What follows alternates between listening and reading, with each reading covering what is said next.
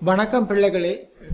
இப்பொழுது நாம் சுட்டிகளும் மடக்கைகளும் என்கின்ற அலகிலே பின்ன சுட்டிகள் தொடர்பான பிரச்சனைகளை கற்றுக்கொண்டிருக்கின்றோம். இதில் நாம் சுட்டி விதிகளை அறிந்து கொள்வோம். முதலில் இந்த விதியினை நாம் ஏற்கனவே தரம் 10 கற்றிருக்கின்றோம். இது வகுத்தல் தொடர்பானது. இந்த வகுத்தலை இவ்வாறும் நாம் எழுதிக் கொள்ளலாம். அடுத்தது இது ஒரு சுட்டியின் சுட்டி என்று சொல்கின்றோம், வலுவின் வலு என்று சொல்வோம். இவ்வாறு அமைந்தால் எம் என்பதை இந்த சுட்டிகள் பெருக்கப்பட்டு அமையும். இது மறை சுட்டியை நேர்ச்சுட்டியாக்குதல். இது இவ்வாறு இருக்கலாம்.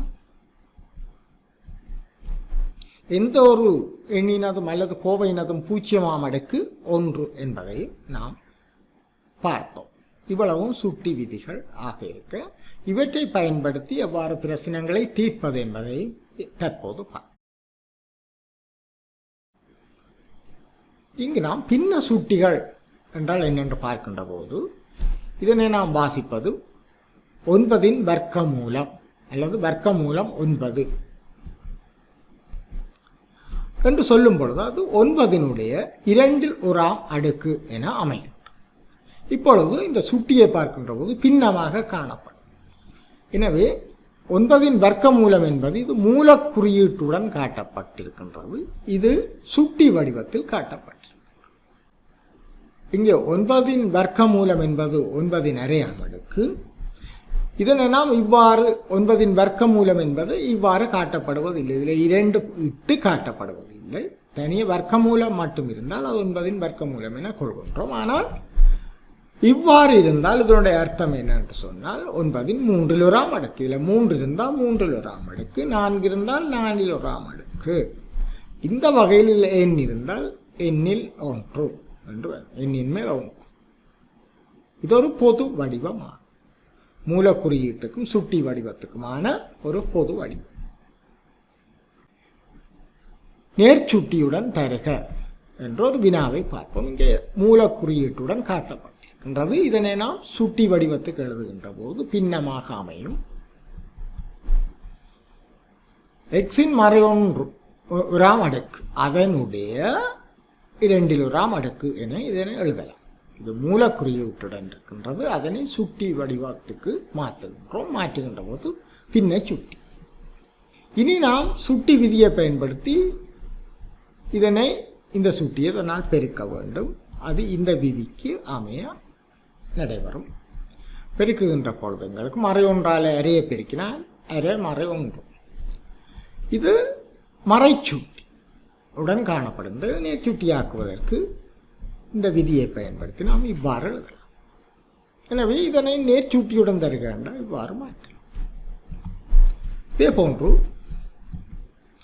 இரண்டாவதாக பார்க்கின்ற பொழுது இங்கே எம்மின் மறை 3ஆம் அடுக்கினுடைய வர்க்கமூலம் என இருக்கின்றது. இதனை சுட்டி வடிவத்துக்கு மாற்றுகின்ற பொழுது இவ்வாறு அமையும். இந்த சுட்டியால் பெருக்க இவ்வாறு அமையும்.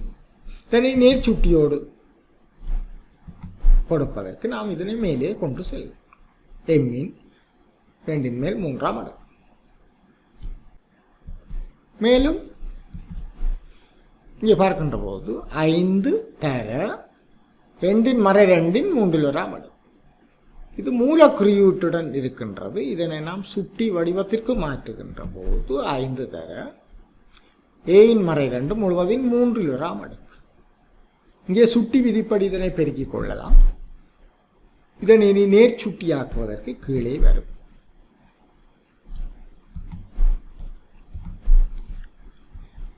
மற்றொரு வினா. மூல குறியீட்டை இல்லாமல் செய்து சுட்டி வடிவத்துக்கு மாற்றுவோம். இங்கே இந்த சுட்டியால் பெருக்கப்படுகின்றது.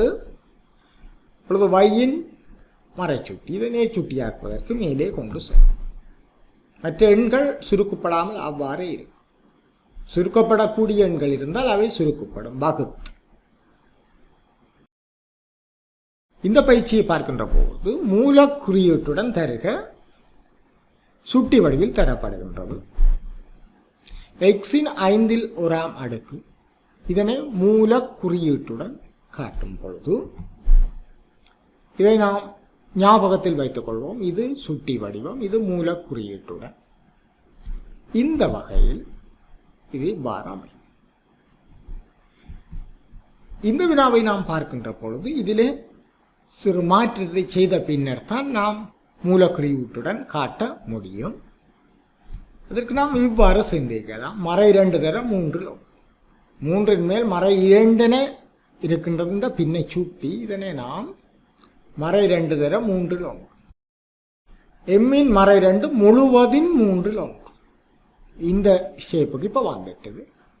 இதனை நாம் இனி மூலக்குறியீட்டுடன் காட்டுவது இலகுவானதான். எம்மின் மறை 2 அதனுடைய 3 என்பதை இவ்வாறு நாம் மூலக்குறியீட்டுடன் காட்டலாம். சுருக்கி நேர்ச்சுட்டியுடன் தருக வினா. இங்கே மூலக்குறியீட்டுடன் காட்டப்பட்டிருக்கின்றதை நாம் பின்னத்துக்கு மாற்றி இங்கே சுட்டியின் சுட்டி கால பெருக்கிய பின் வகுத்தல் விதியை பயன்படுத்துவோம். சுட்டிகளை கழிக்க வேண்டும். அடிகள் சமனாக இருக்கின்றன, சுட்டிகளை கழிக்க வேண்டும். கழிக்கின்ற பொழுது அவதானமாக இருக்கும். வகுத்தலுக்காக இடப்பட்ட கழித்தல் இங்கே இது மறைச்சுட்டி மறையன். அடைப்பை நீக்குகின்ற போது நேரன். 3 மேல் 3 1 ஆகவே எக்ஸ் இதனுடைய விடையாக அமையும். இந்த கோவையை சுருக்குவோம். முதலில் நாம் இந்த சுட்டியை இந்த சுட்டியால் பெருக்கி எழுதிக் கொள்வோம். பெருக்குகின்ற போது நமக்கு கிடைப்பது 1. மறைதர மறை நேர் இந்த 2 வகுபட்டு இல்லாமல் போக 1 கிடைக்கும். இது இதனுடைய 1ஆம் அடுக்கு. இனி நாம் இதனை மூலக்குறியீட்டுடன் இருப்பதை சுட்டி வடிவத்துக்கு மாற்றுகின்ற போது பின்ன சுட்டியாக அமைகின்றது. ஏயின் 3ஆம் அடுக்கினுடைய அரையாம் அடுக்கு. இந்த சுட்டி 2ஐயும் பெருக்கி நாம் இதனுடைய விடை சுருக்கம் இதுவாக நேர்ச்சுட்டியுடன் காணப்படுகின்றது. மேலும் இந்த வினாவை பார்க்கின்ற பொழுது இந்த மூல குறியீட்டினுள் ஒரு கோவை இருக்கின்றது. இதனை முழுவதுமாக நாம் பின்னை சுட்டியாக சுட்டி வடிவத்தில் காட்டியிருக்கின்றோம். இதனை நாம் பார்க்கின்ற பொழுது உள்ளே இருக்கக்கூடிய எண்களையும் நான் இவ்வாறு மாற்றுகின்றேன். 4 என்பதை 2இன் 2ஆம் அடுக்காக எழுதுகின்றேன். 9 என்பதை 3இன் 2ஆம் அடுக்காக நான் எழுதிவிட்டு இந்த சுட்டியால் உள்ளே இருக்கும் அனைத்து சுட்டிகளையும் பெருக்க வேண்டியிருக்கும். இவ்வாறு பெருக்கிக் கொள்ளலாம். எனவே இங்கே வகுபட்டு இந்த கோவை 2 ஏயின் மறை 1 இங்கே சுருக்கப்படும் போது மறை 1 இங்கே 3 எக்ஸின் 1ஆம் அடுக்கு. இதில் ஆக ஏயின் மறை 1 இருக்கின்றது. அதனை நேர்ச்சுட்டியாக மாற்றிவிட்டால் சுருக்கம் கிடைக்கும். எனவே மேலே 2 தொகுதியிலே பகுதியிலே 3 AX. இவ்வளவு செயற்பாடுகளையும் வேறு விதமாகவும் நாம் மேற்கொள்ளலாம். இந்த இடத்திலிருந்து நாம் இதனை வேறு விதமாகவும் மாற்றிக்கொள்ளலாம்.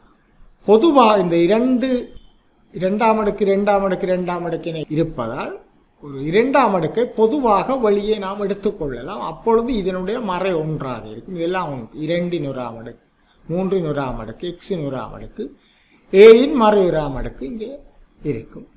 இந்த 2 வெளியே எடுத்து இந்த சுட்டியோட பெருக்கி செய்யும் பொழுது எங்களுக்கு இலகுவாக விடை கிடைக்கும். இந்த செய்கையை இதிலிருந்து இவ்வாறும் மேற்கொள்ளலாம், இதிலிருந்து இவ்வாறும் இதனை மேற்கொள்ளலாம். அடுத்த ஒரு வினாவை பார்க்கின்றோம். இதனை மூல குறியீட்டுடன் இருப்பதை பின்ன வடிவத்துக்கு மாற்றலாம். பின்ன சுட்டி வடிவத்துக்கு மாற்றிய பின் நாங்கள் வகுத்தல் விதியை பயன்படுத்தி இங்கே சுருக்கமாக எழுதியிருக்கின்றோம். எக்ஸின் 1 சய எண்ணின் மேல் 1 சுட்டிகளை கழிக்க வேண்டும். இதனை நாம் 1 சய எண்ணில் 1 என்பது ஒரு அட்சரகணித பின்னம். இதை சுருக்குகின்ற போது இவ்வாறு அமையும். இனி சுட்டியின் சுட்டி என நாம் பெருக்கின்ற போது இந்த எண்ணும் வகுபட்டு இல்லாமல் போகும். இவ்வாறு பெருக்குகின்ற பொழுது நமக்கு கிடைப்பது எக்ஸின் எண்சையோராம் அடி.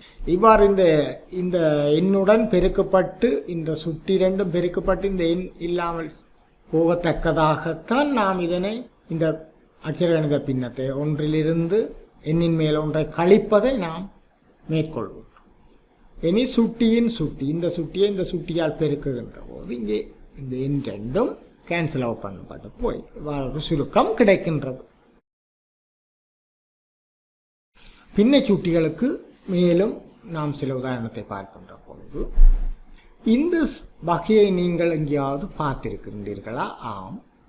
இங்கே நாம் பார்க்கின்ற போது இது ஒரு ஏ சய பி, இது அடைப்புக்குறிக்குள்ள இருக்கு. அதேபோல் இதை நாம் ஒரு ஏ என கருங்க, சக இது ஒரு பி என கருங்க, ஏ சய பி தர ஏ சக பி. இவ்வாறு ஒரு காரணி பெருக்கம் இரு வர்க்கங்களின் வித்தியாசமாக அமைவதை பார்க்கின்றோம். ஏ வர்க்கம் சய பி வர்க்கம், இதை ஏ எனவும் இதை பி எனவும் நாம் கொண்டால் ஏ சய பி என்ற காரணியை ஏ சக பி என்ற காரணியால் பெருக்குகின்ற பொழுது நமக்கு கிடைப்பது இது வர்க்க வித்தியாசம் என்பதை நாம் அறிவோம். அந்த விதிப்படி இதனை நாம் எழுதியிருக்கின்றோம். ஏ வர்க்கம் சய பி வர்க்கம். இங்கே சுட்டி ரீதியான சுருக்கலை நாம் மேற்கொள்ளுகின்ற போது இது இந்த சுட்டியை இந்த சுட்டியால் பெருக்குகின்ற போது எக்ஸின் ஒரு அடுக்கு, அதே போல இந்த சுட்டியை இந்த சுட்டியால் பெருக்கின்ற போது எக்ஸின் மறை 1 இதை நேர் சுட்டியாக்கலாம். ஆகவே இதுதான் இதனுடைய விடையாக அமைகிறது. பெருமானம் காண்க மூலக்குறியீட்டுடன் இங்கே தரப்பட்டிருக்கின்ற இதனுடைய பெருமானத்தை நாம் காண்போம். மூலக்குறியை நாம் பின்னை சுட்டியாக மாற்றியபின் இவ்வாறு எழுதலாம். இதன் பின் நாம் 4ஐ 2ன் 2ஆம் அடுக்கின் எழுதலாம். இனி இந்த 2 சுட்டிகளை பெருக்குகின்ற பொழுது இந்த 2 வகுவட்டு இல்லாமல் போக 2ன் 5ஆம் அடுக்கின கிடைக்கும். அதனுடைய விடை 32 ஆகும்.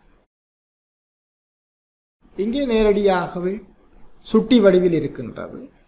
இந்த சுட்டி பின்னை சுட்டி அதனுடைய பகுதி எண் 3ஆக இருக்கின்றபடியால் இந்த எண்களையும் நாம் ஏதாவது எண்களின் 3ஆம் அடுக்கு வரத்தக்க வலுக்களாக மாற்ற வேண்டும். 27 3ன் 3ஆம் அடுக்கெனவும் 125 5ன் 3ஆம் அடுக்கெனவும் எழுதினால் இவ்வாறு இந்த சுட்டியால் பெருக்குகின்ற பொழுது நமக்கு இவ்வாறு கிடைக்கும். பின்னை சுட்டியின் பகுதி எண்ணுடன் இப்படி வெட்டுப்படத்தக்கதாக நீங்கள் பொதுவாக சொல்றது இது ரெண்டும் வெட்டுப்படும், இப்படி கேன்சல் அவுட் பண்ணப்பட்டு போகக்கூடியதாக இங்கே உள்ளே இருக்கக்கூடிய எண்களை நாம் வலுவாக மாற்றுகிறோம். சுட்டி 3ஆக இருக்கத்தக்க வலுவாக மாற்றுகிறோம். அந்த வகையில் இதனுடைய சுருக்கம் 25ன் மேல் 9 ஆகும். இவ்வாறான சந்தர்ப்பங்களிலே தசமம் எண் காணப்படுகின்றது. இதனை நாம் பின்னத்துக்கு மாற்றிவிட வேண்டும், பின்ன வடிவமாக மாற்றிவிட வேண்டும். எனவே 0.09 என்பது 100ன் மேல் 9 என்ற பின்னம். இனி சுட்டியை பார்க்கணும். சுட்டியின் பகுதி எண் இது பின்னை சுட்டி பகுதி எண் 2ஆக இருக்கின்றபடியால் இவற்றையும் நாம் அதற்கேற்ற விதமாக மாற்றுகின்றோம். 3ன் 2ஆம் அடுக்கென்றும் 10ன் 2ஆம் அடுக்கென்றும் மாற்றுகின்றோம். இங்கே கூறியது போன்று மீதி செயற்பாடுகள் அமைகின்றன. நேர்ச்சுட்டியாக்க வேண்டும். அந்த வகையில் எங்களுக்கு இவ்வாறு விடை கிடைக்கும். மற்றொரு வினாவை பார்க்கின்ற பொழுது இங்கே கலப்பு எண்ணாக இருக்கின்றது. இந்த வலுக்களின் அடிகள் கலப்பு எண்ணாக இருக்கின்றது, சுட்டிகளும் இருக்கின்றன. இங்கே பின்ன சுட்டி இவற்றை நாம் இவ்வாறு முறைமையில்லா பின்னங்களாக மாற்றி பின்ன சுட்டிகளின் பகுதி எண்களுக்கு ஏற்ப அவற்றை வலுக்களாக மாற்றி இந்த சுட்டிகளை பெருக்குகின்ற பொழுது எங்களுக்கு இந்த சுருக்கம் கிடைக்கின்றது. இனி நாம் இது மறைச்சுட்டிகளாக வருகின்றன. இவற்றை நேர்ச்சுட்டியாக்க மேலே கீழே கொண்டு செல்ல வேண்டியதாக இருக்கின்றது. இதன் பின் இந்த எண் எங்களுக்கு கிடைக்கின்றது. விரித்தெழுதி சுருக்கும் பொழுது 2ன் 3ஆம் அடுக்கு 8, 5ன் 3ஆம் அடுக்கு 125 என கிடைக்கின்றது. இவற்றை மேலும் சுருக்கி நாம் இவ்வாறு விடையடிக்க முடியும். இங்கே பார்க்கின்ற பொழுது இது ஒரு வலு, அதிலே அடியும் தசமன் சுட்டியும் தசமன் இரண்டையும் பின்னமாக மாற்றுவோம். எங்களுக்கு இவ்வாறு கிடைக்கும். இதன் பின் எங்களுக்கு செயற்பாடு இலகுவாக இருக்கும். 100 மேல் 4 என்பது 4 1. இவற்றை நாம் இந்த பின்ன சுட்டியின் பகுதி எண் 4 என்பதால் அதற்கேற்ற மாதிரி இவற்றை மாற்றி அமைத்து வாறு சுருக்கலாம். எங்களுக்கு விடை கிடைக்கும். விடையை நாம் தசம எண்ணாகவே கொடுக்கலாம்.